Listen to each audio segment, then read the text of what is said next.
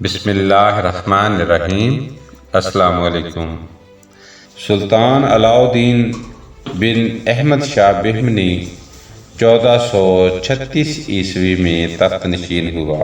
تخت نشینی کے فوراً بعد علاء الدین نے اپنے بھائی شہزادے محمد خاں کو ان ہندوؤں کی سرکوبی کے لیے بھیجا جنہوں نے گزشتہ 5 سالوں سے خراج ادا نہیں کیا تھا۔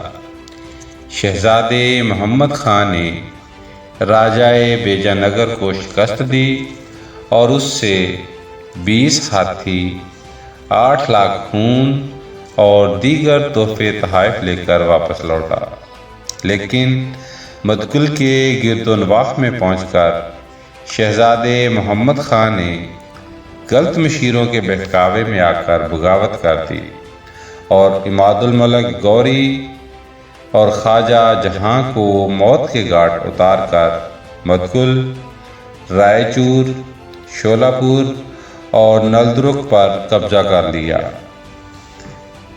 علاء الدین بادشاہ اس بغاوت کو کچلنے کے لیے لشکر لے کر نکلا اور خون ریز جنگ کے بعد بھائی کو شکست دی، لیکن اسے قتل کرنے کی بجائے پیار سے سمجھایا اور اسے تلنگانہ کی حکومت عطا کر دی۔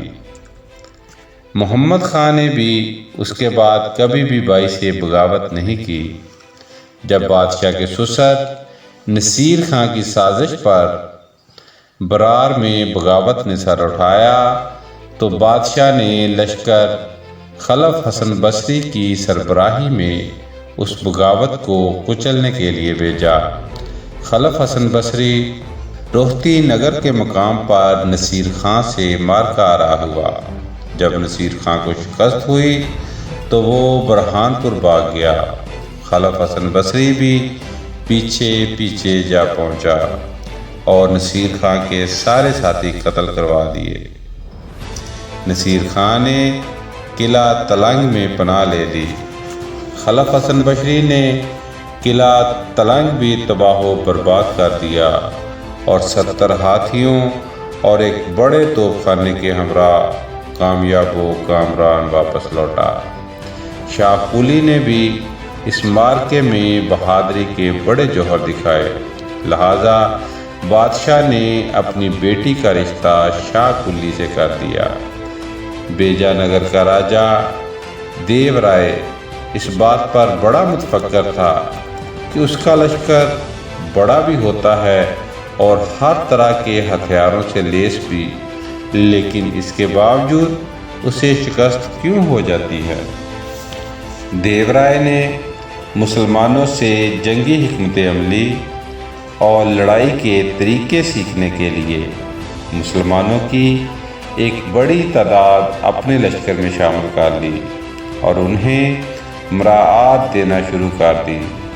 اس طرح راجہ نے 10,000 مسلمان اور 60,000 ہندو سوار اور ماہر تیر انداز جبکہ 3 لاکھ پیادہ اپنی فوج میں بھرتی کر لیے، جبکہ 2 لاکھ پیادہ پہلے ہی اس کے پاس موجود تھے۔ اس طرح ایک بڑے لشکر کے ساتھ راجہ دیو رائے نے بہمنی علاقوں پر حملہ کر دیا۔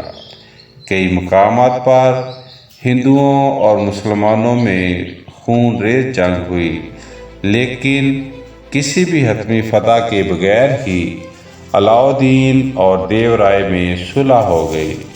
بیجا نگر کے ہنگامے سے فارغ ہو کر بادشاہ عیش و عشرت کا شکار ہو گیا اور 1000 خوبصورت عورتیں محل میں جمع کی اور دریائے نعمت آباد کے کنارے خوبصورت باغ لگوایا اور خلف حسن بصری کو دریا کے کنارے کے علاقے فتح کرنے بھیج دیا۔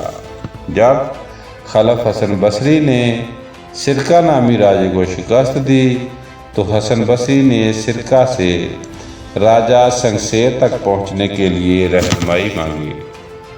سرکہ دھوکے سے حسن بصری کے لشکر کو گھنے اور خطرناک جنگل میں لے گیا اور سنگسیر کو حملے کی دعوت دے دی، جس نے رات کے اندھیرے میں گھنے جنگل میں خلف حسن بصری کے لشکر پر حملہ کر دیا اور خلف حسن بصری سمیت 60,000 مسلمان سپاہیوں کو قتل کر دیا۔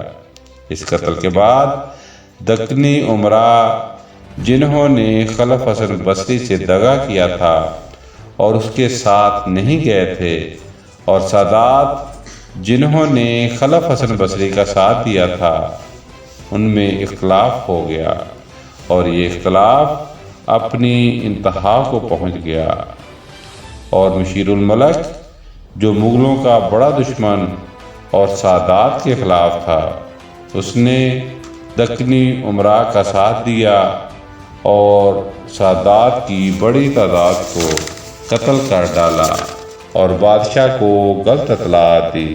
لیکن جب بادشاہ کو حقیقی صورتحال کا پتہ چلا تو بادشاہ نے دکنی امراء کو سخت سزائیں دی، جبکہ سادات کو اعلیٰ عہدوں پر فائز کیا۔ بادشاہ اپنے مرشد شیخ آذری کی نصیحت پر عیش و عشرت سے تائب ہو گیا اور عدل و انصاف کی طرف متوجہ ہوا اور رعایا کا اس طرح سے خیال رکھا کہ لوگ فریدون اور نوشیروان کے عدل کے قصوں کو افسانہ سمجھنے لگے۔ بادشاہ نے شراب نوشی پر پابندی عائد کر دی اور بھیک منگوں کے گلے میں لوہے کا طوق ڈلوا دیا۔ 1458 عیسوی میں بادشاہ کی پنڈلی پر ایک زخم آیا جو اس کے لیے جان لیوا ثابت ہوا۔